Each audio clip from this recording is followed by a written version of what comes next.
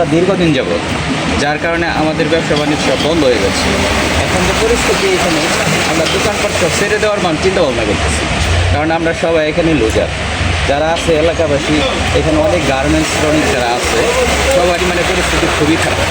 গার্মেন্টসগুলোর যে ওরা এই যে আমাদের যে রাস্তাটা, এই রাস্তাটার মধ্যে মনে করেন ওরা যাইতে পারে না, এখানে সব নোংরা পানি আবদ্ধ হচ্ছে, এই জন্য অনেক সমস্যা হচ্ছে, জনজীবন এখানে বিপন্ন।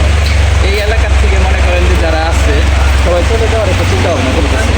যেমন আমরা এই বড় বড় যে কোম্পানিগুলো আছে তারাও কোনো ব্যবস্থা করতেছে কিনা আমরা জানি না, কিন্তু আমরা যারা ছোটো ব্যবসায়ী আছি এদের খুবই সমস্যা হচ্ছে। ঠিক আছে, আমরা লুজার হয়ে যাচ্ছি।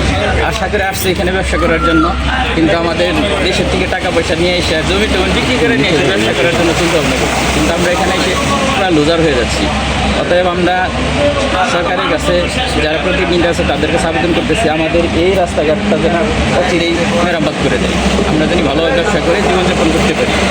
ঠিক আছে, এই দিক আপনাদের কাছে আমাদের অনুরোধ, আপনারাও ভালোভাবে সরকারকে এটা জানান, যারা দায়িত্বে আছে তাদের স্বর্ণাপন্ন হন, যেন তারা এই জিনিসটা মাথায় নেয়। ঠিক আছে, অতি সত্তর জন্য আমাদের এই ব্যবসা বাণিজ্য করে চলার জন্য তৈরি দান করে। ঠিক আছে।